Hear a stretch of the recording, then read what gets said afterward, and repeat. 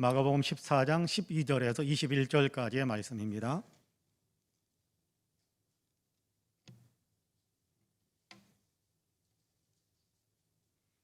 마가복음 14장 12절에서 21절까지 제가 봉독하겠습니다.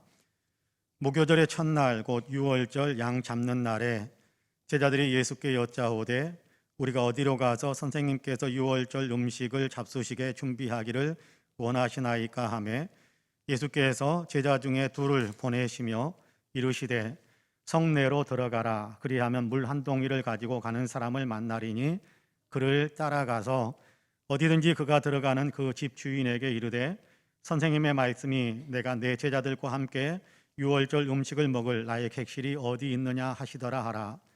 그리하면 자리를 펴고 준비한 큰 다락방을 보이리니 거기서 우리를 위하여 준비하라 하시니 제자들이 나가 성내로 들어가서 예수께서 하시던 말씀대로 만나 유월절 음식을 준비하니라. 저물매 그 12를 데리시고 가서 다 앉아 먹을 때에 예수께서 이르시되 내가 진실로 너희에게 이르노니 너희 중에 한 사람 곧 나와 함께 먹는 자가 나를 팔리라 하신대 그들이 근심하며 하나씩 나는 아니지요 하고 말하기 시작하니 그들에게 이르시되 12 중에 하나 곧 나와 함께 그릇에 손을 넣는 자니라. 인자는 자기에 대하여 기록된 대로 가거니와 인자를 파는 그 사람에게는 화가 있으리로다.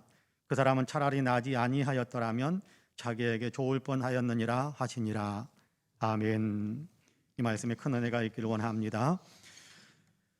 할렐루야. 옆에 분들과 인사 한번 할까요? 하나님이 당신을 참 사랑하십니다. 인사 한번 합시다. 하나님이 당신을 참 사랑하십니다. 나도 당신을 사랑합니다. 한 번 더 할까요? 나도 당신을 사랑합니다. 당신 참 괜찮은 사람입니다. 한 번 더 인사합시다. 당신 참 괜찮은 사람입니다. 설교 시간은 제가 마스크를 좀 벗겠습니다. 신학교 다닐 때 제가 궁금한 어떤 것들을 참 많이 품고 있었습니다. 그래서 궁금한 것들에 대해서 교수님들에게 질문을 자주 드린 편이었는데 교수님들께서 숙제를 내주면 과제를 내주시면 과제 보고서를 작성을 해서 제출을 해야 될 때 그 보고서 맨 마지막에 그 과제와 연관되어진 또는 읽었던 책과 연관되어진 궁금한 내용들을 이렇게 한두 가지 또는 뭐 서너 가지씩 그렇게 질문을 맨 밑에다가 써서 이렇게 과제물을 제출하곤 했었습니다.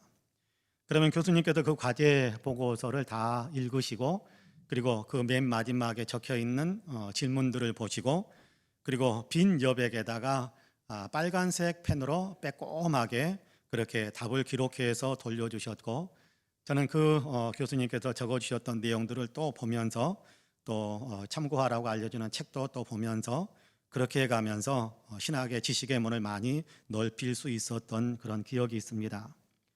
질문을 드리고 답을 받으면서 얻게 되는 것은 그냥 신학적인 학문적인 어떤 지식이 넓어지는 그런 단순히 지식이 넓어지는 것만이 아니었습니다. 질문을 드리고 답을 듣는 과정에서 얻게 된 더 소중한 것은 좋은 관계가 만들어지는 것이었습니다. 질문을 드리고 답을 듣는 과정에서 교수님과 더 친해지더라는 겁니다. 질문을 드리면서 교수님에 대한 존경심이 제 마음속에 더 커질 수 있게 되었고 교수님은 거기에 빼꼼하게 답을 기록해 주시면서 그러면서 이놈이 누군가 그래서 이름도 기억해 주시고 또 더 많이 이렇게 애착을 갖고 또 이렇게 사랑으로 돌보아 주시는 그런 사랑 공급이 더 많이 이렇게 저에게 베풀어 주셨던 그런 기억들이 있습니다. 질문을 적게 드렸던 교수님과는 좀 적게 친해지고 질문을 많이 드렸던 교수님과는 더 많이 친해졌던 것 같습니다. 좋은 관계가 형성되니까 그 좋은 관계가 형성된 그 관계를 통해서 추가로 공급되어지는 또 혜택들이 참 많았어요. 교수님께서 가지고 계시는 책을 어느 날 이렇게 주기도 하시고 어떤 교수님은 봉투를 가지고 이렇게 주시면서 책을 사보라고 도서비까지 그렇게 주셨던 그런 기억들이 있습니다. 교회에서도 그런 것 같습니다. 교회에서는 제가 질문을 받는 편에 설 때보다 질문을 할 때보다 질문을 받는 편에 더 많이 서게 되는데요. 성경에 대해서 혹은 신앙생활에 대해서 궁금한 것을 질문하시는 성도님들께 관심이 더 많이 가는 것이 사실인 것 같습니다. 믿음에 대해 더 알고 싶어하고 또 어떻게 하는 것이 잘 믿는 것인가라는 것을 이렇게 마음의 어떤 표현으로 그런 질문을 던지는 거겠지요. 믿음 생활을 더 잘하고 싶어하는 성도들, 여러분 어떤 목사가 관심을 덜 갖겠습니까? 더 좋아 보이지 않겠습니까? 저는 신앙생활에 대해서 궁금하고 또 신앙의 진리에 대해서 궁금해하면서 질문을 하시는 그런 성도님들이 좋습니다. 질문을 하시면 답을 드리게 되고 그 과정에서 대화가 이루어지게 되고 그러면 대화 속에서 친밀함이 형성이 되어져서 아무래도 조금 더 좋은 관계가 형성되는 것 같습니다. 목사와 좋은 관계가 형성되어지는 성도들을 보면 훨씬 더 영적으로 성장하는 폭도 빨라진다라는 사실을 많이 느끼곤 합니다. 주님과 더 친밀해지는 관계를 만드는 것도 그런 것 같아요. 주님께 궁금증을 가지고 나아가 묻는 겁니다. 묻는다라는 얘기는 기도하면서 주님 이게 뭡니까? 라고 물을 수도 있겠지만 또 한편으로는 주님께서 원하시는 것이 뭘까요? 라면서 성경을 주님께서 주셨던 말씀들을 이렇게 읽으면서 주님의 뜻을 발견하기 위해서 애쓰는 그 모든 것도 다 주님께 묻는 것에 해당되겠지요. 주님이 어떤 분이신가 궁금해하고 질문을 하고 주님의 뜻이 어떤 것인가 라는 것에 대해서 궁금해하고 또 질문을 하면서 그렇게 주님께 가까이 가는 것입니다.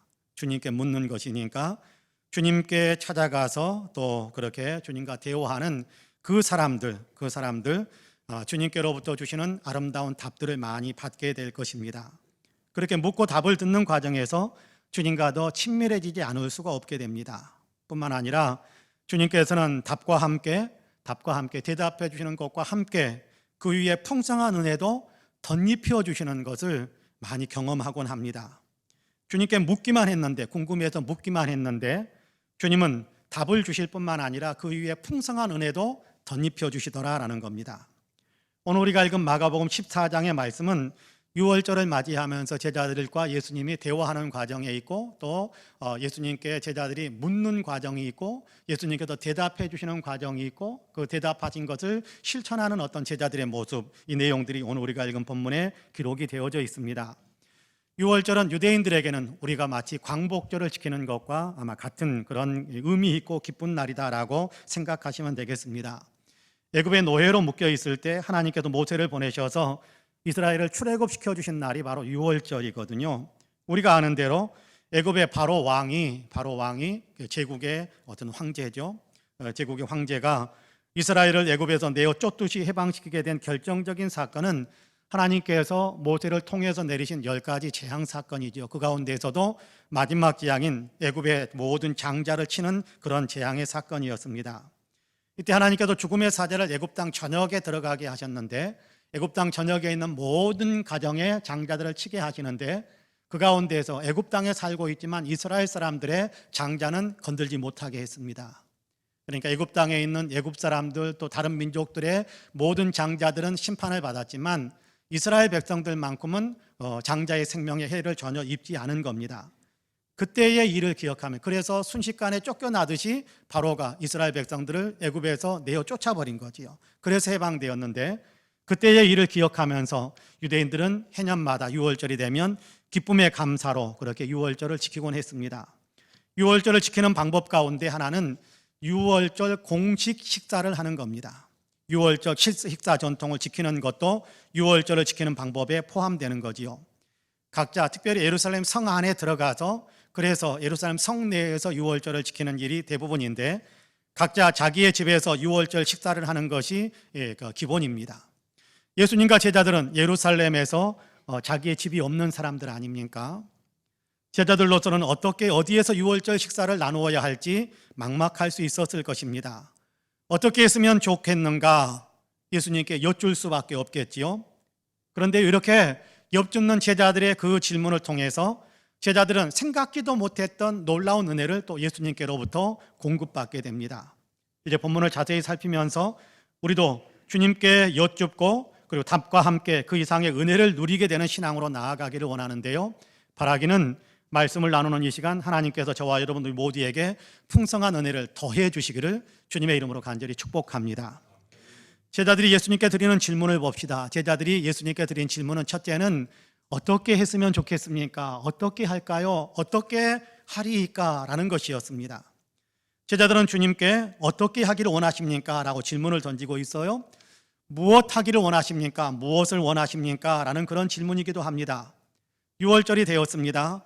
6월절 저녁 식사가 6월절 공식 만찬의 어떤 기념하는 어떤 6월절 식사를 나누는 시간인데, 이제 저녁이 되면 6월절 식사를 해야 될 텐데 무엇을 어떻게 준비해야 될지 아침부터 제자들은 걱정하고 고민만 하지 방법이 없었어요. 그래서 6월절이 되면 당연히 6월절 식사를 해야 할 텐데 준비해야 될지 말아야 할지, 준비한다면 어떻게 해야 될지 막막했던가 봅니다. 그래서 예수님께 질문을 합니다. 주님, 준비할까요? 어떻게 준비할까요?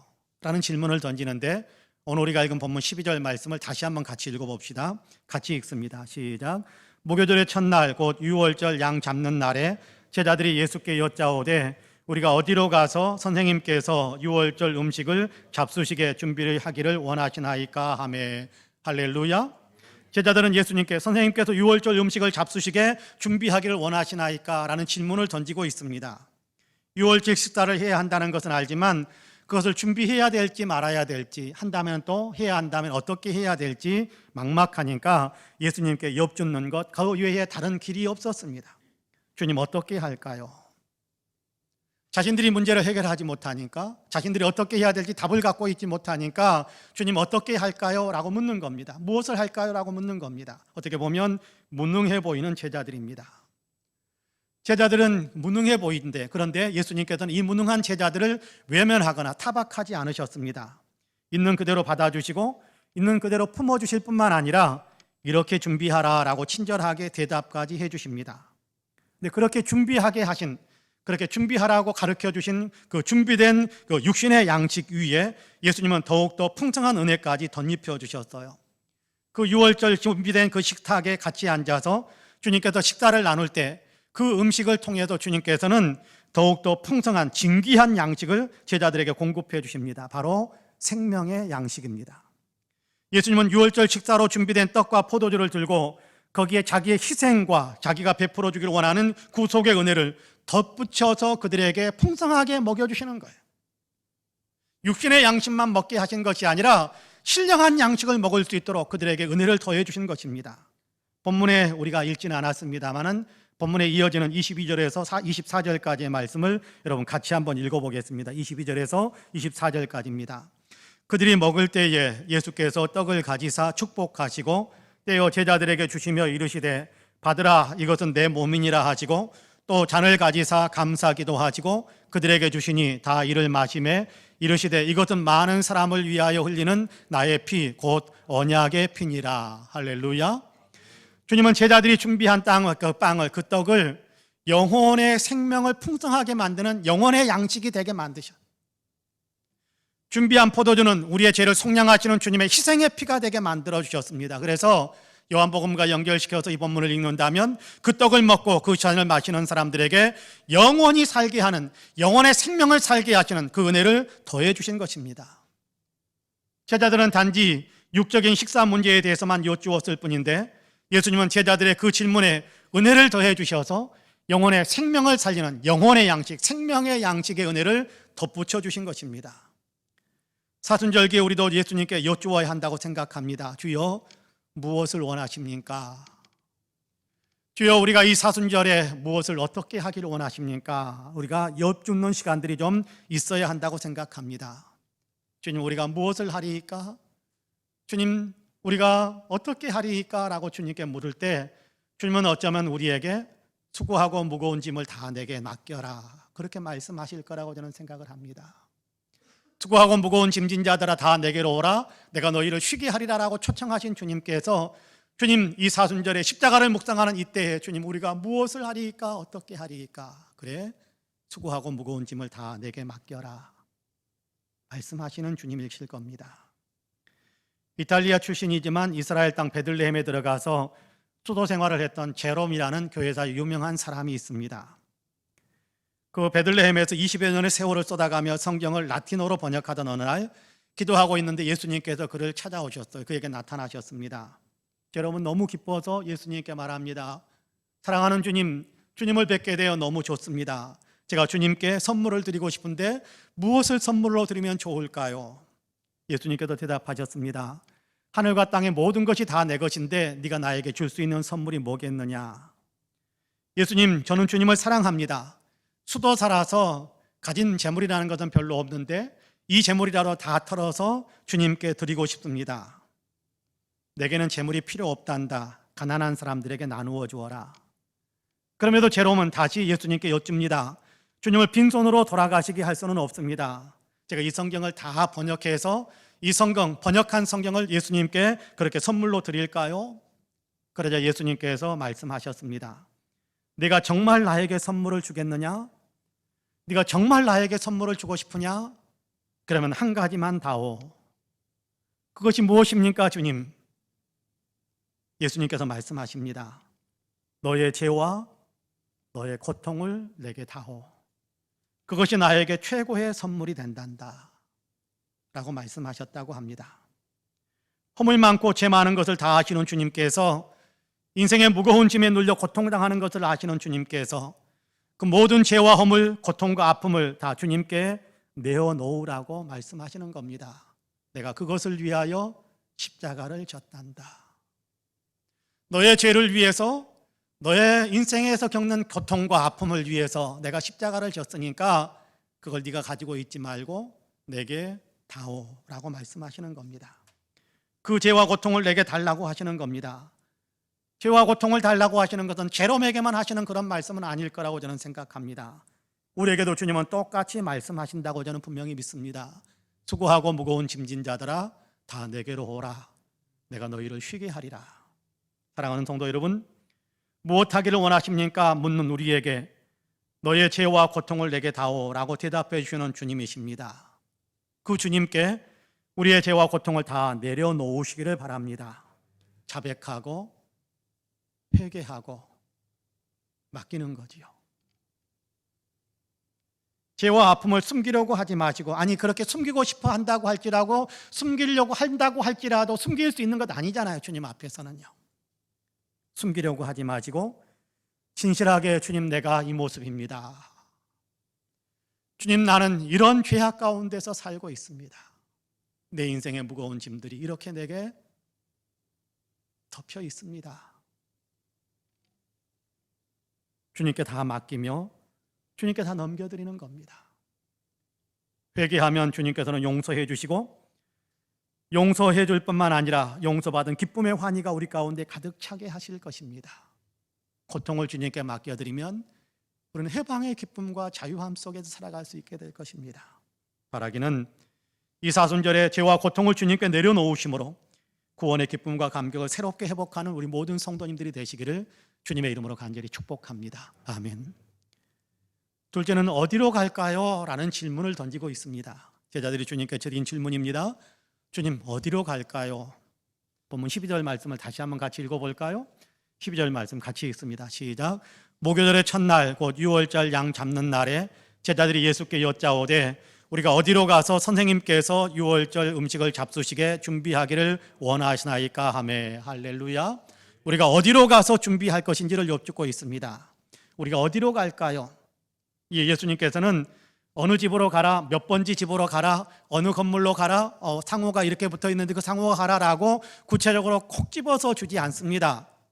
대신에 마치 무슨 이렇게 수수께끼를 나누는 것처럼 그렇게 지시해 주시는 말씀을 듣게 되는데요. 제자 중 두 사람을 성 안으로 들어가게 하시면서, 그리고 성 안에 들어가서 한 사람을 만나게 될 텐데, 물동이를 들고 가는 한 사람을 만나게 될 텐데, 그 사람을 따라서 가서 그 집 주인에게 우리 선생님이 쓸 방을 좀 내달라고 합디다. 그러면 내줄 테니까 거기 가서 준비하라라고 말씀하시는 겁니다. 예수님께서 먼저 두 사람을 성 안으로 들어가라고 하십니다. 성 안에 들어가서 물 한 동이를 가지고 가는 사람을 만나면 그를 따라가면 된다라고 말씀하시거든요. 여러분, 당신은 집집마다 우물이 있거나 수도가 있는 시대가 아닙니다. 동네 한복판에 우물 한두 개가 있었을 뿐일 겁니다. 근데 당신은 우물에서 물을 길어다가 집으로 가지고 가서, 그래서 집에서 사용하는 그런 때 아닙니까? 그러니까 여러분, 그 당시에는요, 물동이 들고 가는 사람이 수없이 많았을 거예요. 한두 사람이 아니었을 거예요. 근데 어떤 물동이를 들고 가는 사람을 따라가야 한다 말인가, 아마 고민도 되었을 겁니다. 저도 이 본문을 읽을 때면 그런 고민을 합니다. 아니, 어떤 물동이 한두 사람도 아닐 텐데 어떤 사람을 따라가라고 말씀하시는 걸까? 이 문제를 좀 풀기 위해서 궁금해서 헬라어 원문에서는 어떻게 이야기하고 있는지 좀 살펴봤습니다. 그랬더니 여기 한 사람이라는 단어가 한 사람이라고 하면 여러분 한 사람 그러면 여러분은 남성을 생각하십니까? 여성을 생각하십니까? 저는 한 사람이라는 단어를 계속해서 물 깃는 사람이니까 여성이라고만 생각하면서 읽었었는데 헬라어 원문을 봤더니 남성 명사형으로 되어 있었어요. 그러니까 물 한 동이를 가지고 가는 한 남자를 만나면 그 남자를 따라가라라고 이야기하는 겁니다. 당시는 물은 여인들이 깃던 시대 아닙니까? 게다가 당시에 동이, 물동이, 동이는 액체를 옮겨드릴 때 사용하는 그 동이는 여인들이 사용하는 도구였고 남자들은 포도주나 이런 것들을 옮길 때 가죽 부대를 사용해서 남자들은 가죽 부대를 도구로 사용하던 때입니다. 그런데 한 남자가 물 한 동이를 가지고 간다면 누가 봐도 이상한 그림이고 누구의 눈에나 확실하게 선명하게 이상하게 띄게 될 텐데 예수님께서 바로 그 사람을 가리키고 있어요. 어떤 사람을 따라갈까 걱정하지 말아라. 한 남자를 만나게 될 텐데 그 남자 따라가면 된다라고 말씀하신 겁니다. 그래서 그 남자를 따라가라고 하신 겁니다. 제자들은 그 사람을 쉽게 발견하여 따라갈 수 있었을 것이고 그리고 그 집 주인을 만나서 예수님께서 가르쳐 주신 대로 이야기해서 유월절 식사를 제자들과 함께 나눌 수 있는 널찍한 큰 다락방을 제공받게 됩니다. 어쩌면 제자들은 예수님의 말씀을 따르면서도 긴가민가 했을 것입니다. 유월절은 수십만 명의 외부인들이 들어와서 인산인해를 이루는 때입니다. 예루살렘에 수많은 사람들이 들어와서 성전에서 유월절 제사를 드리기 위해서 모여드는 때입니다. 그렇게 복잡하고 분주한 때에 불쑥 찾아가서 방 내놓아라 라고 이야기한다면 과연 내어줄 사람이 있을까? 문전박대 당하는 것은 아닐까? 괜히 그런 질문을 던져서 예수님 어디서 준비할까요? 그런 얘기를 괜히 예수님께 물어봐가지고 예수님께서 그리 가면 된다라고 이야기해서 오기는 왔는데 문전박대 당한다면 이게 얼마나 창피한 일인가? 괜히 물어봐가지고 괜히 창피만 당하는 것이 아닐까라는 그런 생각을 했을지도 모릅니다. 그런데 지시하신 대로 순종했더니 놀랍게도 모든 것이 주님이 말씀하신 그대로 이루어지는 것을 보고 이 제자들은 두 사람은 깜짝 놀랐을 것입니다. 모든 것을 섭리하시는 분은 하나님이시구나, 주님이시구나. 모든 것을 주관하시는 분은 우리 주님이시구나. 주님께서 말씀하신 대로 하면, 따라하면 모든 것이 말씀대로 이루어지는구나 라는 사실을 그들은 굉장히 깊이 있게 깨닫게 되었을 것입니다. 주님이 가라고 하시면 대로 가면 다 되는구나 하는 그런 믿음의 확신을 얻게 되었을 거예요. 주님께서 하라고 하시는 대로 순종만 하면 일은 다 주님이 이루시는구나 라는 사실을 분명하게 알게 된 것입니다. 주님께 묻고 답을 주시는 대로 행한다면 우리도 그런 놀라운 역사들을 경험하게 될 것입니다. 그렇다면 우리도 이제 예수님께 물으면서 살아야 되지 않겠습니까? 주님 어디로 갈까요? 주님 누구에게로 갈까요? 라고 묻는 것, 그것이 중요하지 않겠어요? 그러면 어쩌면 주님은 우리에게 너는 예루살렘으로 가고 그래 너는 유대로 가고 사마리아로도 가고 땅끝으로 가라라고 말씀하시는 이야기를 들려주실 수 있을 거라고 생각합니다. 주님께서 일하시는 곳으로 또 주님께서 일하게 하시는 곳으로 우리를 보내주실 겁니다. 우리나라 땅에 들어와 의료 선교사로 헌신했던 존 회론이라는 미국인 선교사님이 계십니다. 미국 테네시 의과대학 개교 이래 최우수한 성적으로 졸업을 하게 되어서 학교에서는 이 사람을 교수로 그냥 눌러 앉히고 싶었어요. 그래서 그냥 우리 학교에 남아서 후학들을 양성하는 교수가 되어달라고 간곡하게 부탁을 했습니다. 하지만 그는 부흥에 참석해서 성령으로 거듭나는 체험을 했고 기도하는 중에 이제 준비가 다 끝났으니 땅끝으로 가라라는 주님의 음성을 들었습니다. 그리고 선교 잡지에 실린 우리나라 사람, 당시에 초대 교인, 우리나라 최초의 교인들 가운데 한 사람인 이수정 씨가 미국 선교 잡지에 편지를 보내서 글을 실었는데 그 내용 가운데 미국 사람들이여 조선의 선교사를 보내주십시오. 조선 백성들은 어둠 속 깊은 잠에 빠져 있습니다. 선교사를 좀 보내주십시오 라는 그런 간곡한 글을 읽으면서 북동아시아의 한 작은 나라 코리아에 의료 선교사로 가겠다라고 결심을 했습니다. 그리고 미국 북장로교 선교부 선교사로 파송을 받아 1885년 6월 21일에 한국 땅에 들어왔습니다. 여러분, 낯선 땅, 풍토병도 있고 여러 가지 좋지 못한 여건들, 음식물, 이렇게 식당, 숙소 이런 것들이 미국에 살다가 들어왔던 어떤 상황이기 때문에 정말 몸에 많이 안 맞는 것들이 많았을 겁니다. 그렇지만 자기 몸을 돌보지 않은 채 한국 사람들의 건강을 위해서 최선을 다해서 헌신하며 수고하고 섬겼습니다. 그러다가 한국 땅에 들어온 지 5년째 되는 해에 그의 나이 34살 되던 때 1890년에 그만 전염병에 걸려서 이 땅에서 생을 마감하게 됩니다. 임종의 순간 아내와 의료 선교 동역자로 있는 같은 동족 사람들, 서양 사람들이죠. 이 사람들을 둘러보면서 희미한 미소를 지으면서 이렇게 말했다고 합니다. 한국과 한국 사람들을 더 뜨겁게 더 사랑하고 싶소라는 말을 남겼답니다.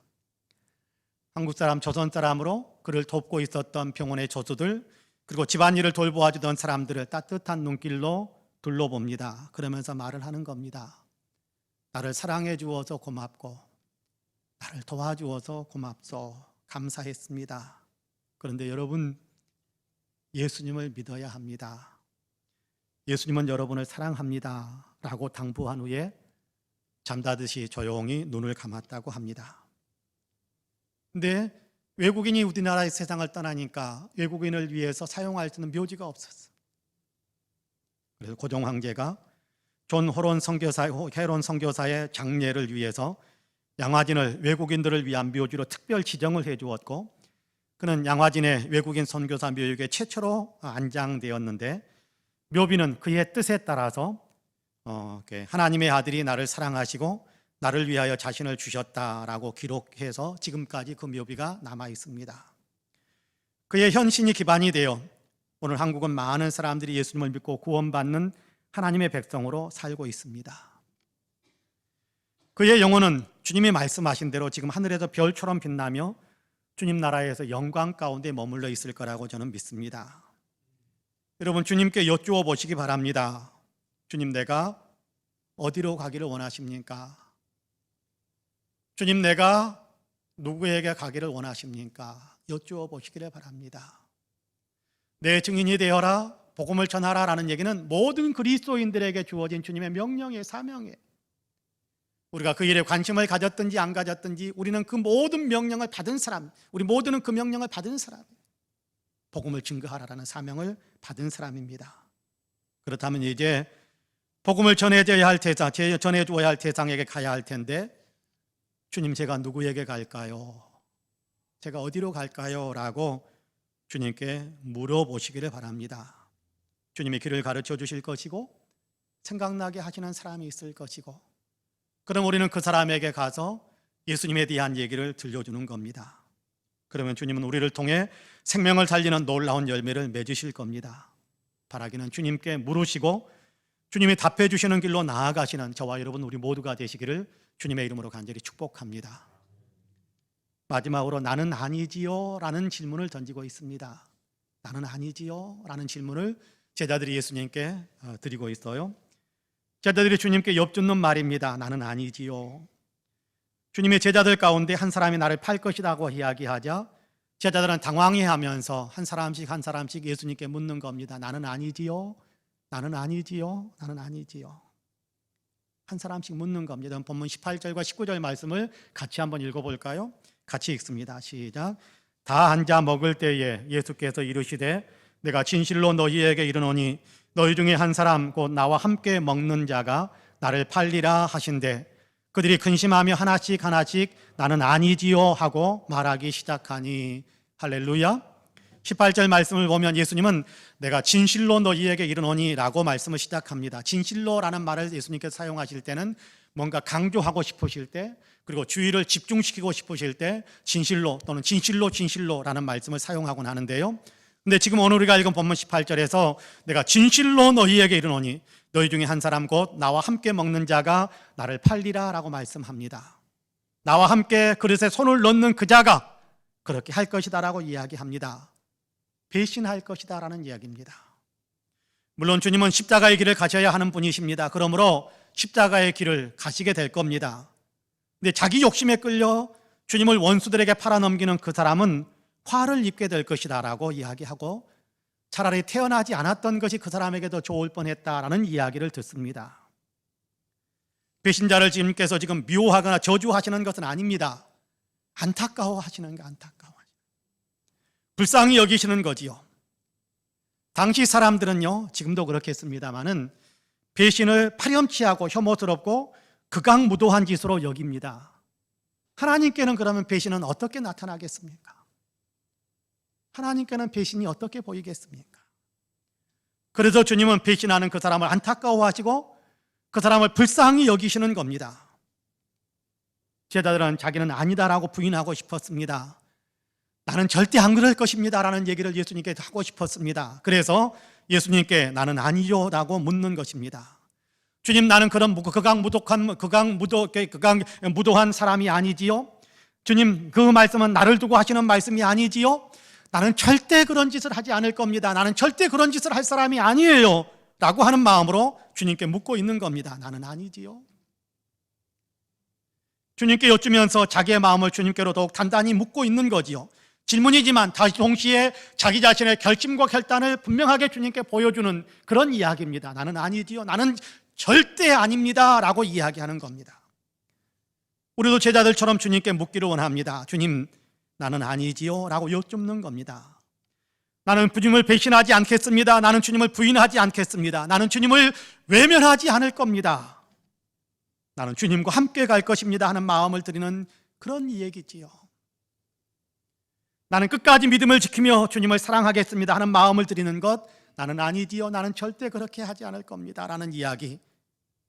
이 마음으로 주님, 나는 아니지요 라고 여쭙는다면 주님은 우리에게 분명하게 또 대답해 주실 겁니다. 어쩌면 나의 계명을 가지고 지키는 자라야 나를 사랑하는 자니, 저는 끝까지 주님을 사랑하겠습니다 라는 그런 마음으로 나는 아니지요 라고 주님께 묻는데, 어쩌면 그 우리의 대답과 연결시켜서 주님은 나의 계명을 가지고 지키는 자라야 나를 사랑하는 자니 라고 말씀하실 겁니다.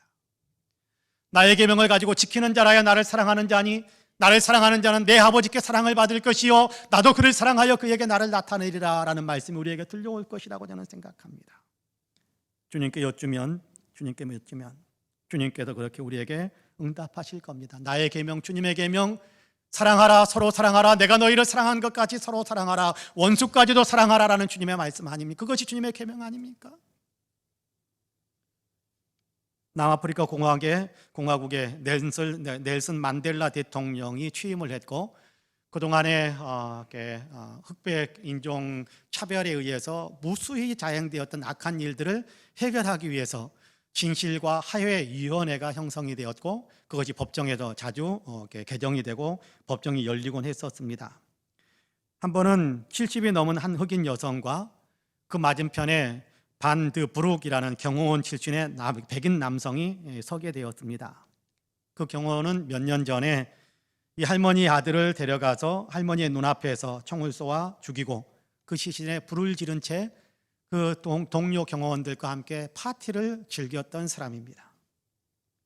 그 경호원은 한 7년쯤 다시 후에 할머니 아들을 죽인 그로부터 한 7년 후에 경호원은 동료들과 함께 다시 할머니의 집을 와서 습격해 들어와가지고 할머니의 남편을 끌고 갔습니다. 할머니는 남편의 소식을 전혀 듣지 못하다가 근 2년여 만에 한 강가로 할머니가 끌려가서 그곳에서 자기의 남편이 묶인 채로 무수히 구타를 당하는 모습을 자기의 눈으로 보아야 했습니다.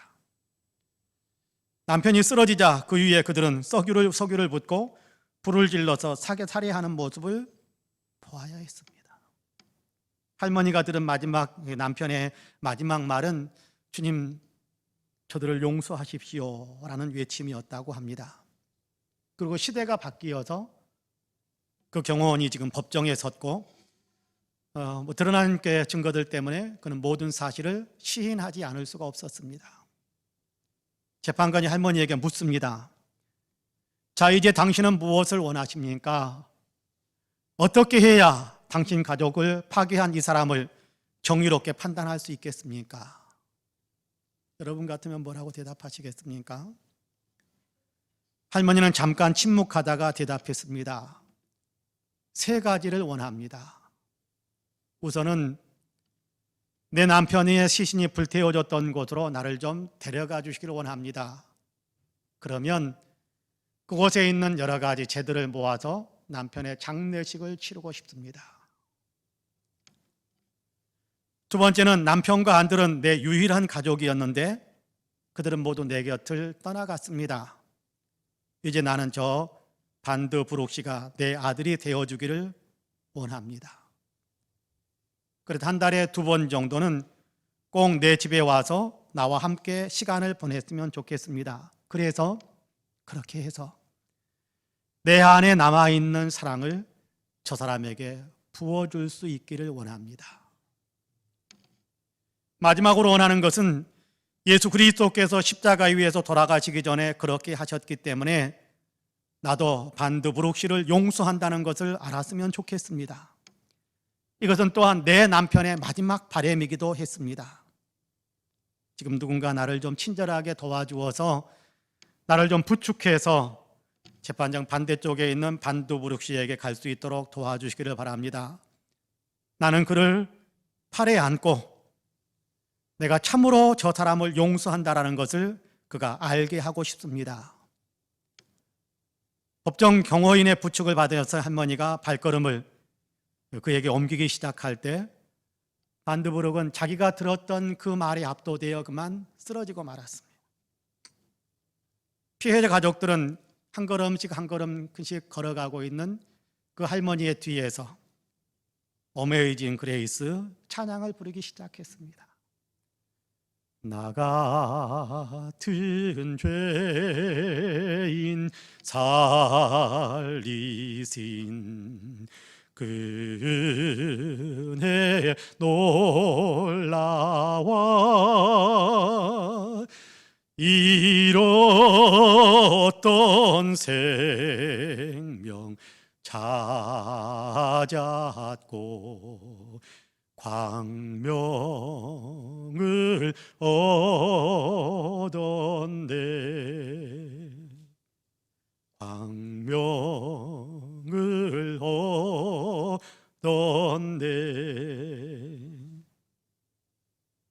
눈물의 찬송이 이어지는 순간 그 시간 속에서 진실은 진실대로 드러났고 화해는 아름답게 이루어질 수 있었습니다. 나는 아니지요. 나는 주님을 배반하지 않을 겁니다. 나는 주님을 부인하지 않을 겁니다. 나는 주님을 외면하지 않을 겁니다. 라는 결단의 질문이었습니다. 나는 주님 뜻대로 주님의 말씀대로 살겠습니다 하는 그런 고백이었지요. 어떤 상황 속에서도 어떤 형편 속에서도 주님의 말씀을 외면하거나 주님의 말씀을 거절하거나 주님의 말씀을 부인하지 않겠다라는 그런 고백을 드린 겁니다. 예수님이 나를 사랑하신 것처럼 원수인 저 반드 브룩이지만 예수님 때문에 예수님께서 주는 계명에 따라서 사랑하라라고 말씀하셨으니까 예수님이 주시는 그 말씀에 따르기 위해 기꺼이 저는 용서하고 그를 내 아들로 받아들여서 나의 남아있는 사랑을 그에게 쏟아주고 싶습니다라는 것이 할머니의 고백이었어요. 우리도 그렇게 해야 하지 않겠습니까? 똑같은 계명을 받은 우리이니까 우리도 그렇게 해야 하지 않겠습니까? 주님, 나는 아니지요. 주님, 나는 주님을 따르는 데서 결코 한 걸음도 곁길로 벗어나지 않겠습니다라는 그런 결단이 우리에게도 있어야 되지 않을까요? 사랑하는 성도 여러분, 사순절입니다. 주님을 더 가까이 하고 주님을 더 닮아가는 영생을 함양하는 그런 교회의 절기입니다. 어떻게 해야 될지 모르겠으면 주님께 여쭈어 보시기를 바랍니다. 모르니까 모른 채로 내 마음대로 살아가려고 하지 마시기를 바랍니다. 주님은 우리가 주님께 여쭈어 볼 때마다 답을 주시고 답 위에 풍성한 영적인 은혜까지 덧입혀 주시는 분이십니다. 부끄러워하지 마시고 주님께 여쭈시기를 바랍니다. 그러면 주님은 우리가 지금 무엇을 해야 할지 알게 하실 겁니다. 주님, 이 사순절에 제가 뭘 할까요? 너의 죄와 허물을 내게 다오 라고 말씀하실 것 같아요. 우리를 짓누르고 있었고 우리가 빠져 있었던 죄의 것들을 주님 앞에 자백하게 하고 회개하게 하고 주님께 다 넘겨서 우리가 정말 새 마음을 품을 수 있는 사람이 되게 하신 은혜를 베푸시는 겁니다. 주님 어디로 갈까요? 라고 묻는다면 주님께서는 우리가 전도해야 될 사람들의 그 얼굴들이 떠오르게 하실 것이고, 우리가 직접 가지 못한다면 선교 후원이라도 하게 하는 그런 마음들이 우리에게 일어나게 하실 거라고 저는 확신합니다. 주님 나는 아니지요. 주님 절대 주님을 부인하지 않겠습니다. 그래, 내 계명에 따라서 원수까지 더러 사랑하고 옆에 있는 사람들을 진실하게 사랑하면서 살아라 라고 주님께서 말씀하실 겁니다. 바라기는 질문을 하고 듣고 들은 대로 또 실천함으로 거기에서 공급되어진 하나님의 위대한 영혼의 축복을, 또 놀라운 영혼의 은혜를 우리 모두가 더 풍성하게 누릴 수 있게 되기를 주님의 이름으로 간절히 축복합니다. 아멘. 기도하겠습니다. 은혜로우신 아버지 하나님 감사합니다. 예수님께서 우리를 위해서 십자가를 지시기 위해 예루살렘에 올라가셔서 그곳에서 마지막 고난주간을 보내시는 그때에 있었던 주님의 유월절 식사, 최후의 만찬, 성만찬으로 제정되어지는 그 모든 과정 속에서 있었던 제자들과의 대화 속에서 제자들의 질문에 답하시며 은혜를 더해 주셨던 모습을 우리로 하여금 보게 하심을 감사합니다. 모르면 주님께 여쭙게 하시고 또 여쭈면 주님께서는 답을 주시고 답 위에 풍성한 영적인 은혜까지 덧입혀 주시는 것을 보게 하시니 감사합니다. 우리도 주님께 여쭙는 그런 믿음을 가질 수 있게 하여 주시고, 어려울수록 힘들수록 답답할수록 알지 못할수록 주님께 여쭙고 주님의 음성을 듣고 대답을 듣고 주님께서 지시하시는, 주님께서 이끌어 주시는 영적인 삶으로 한 걸음씩 더 나아가게 되는 아름다운 은혜가 우리 모두에게 있게 하여 주옵소서. 감사드리며 예수님의 이름으로 기도하옵나이다. 아멘.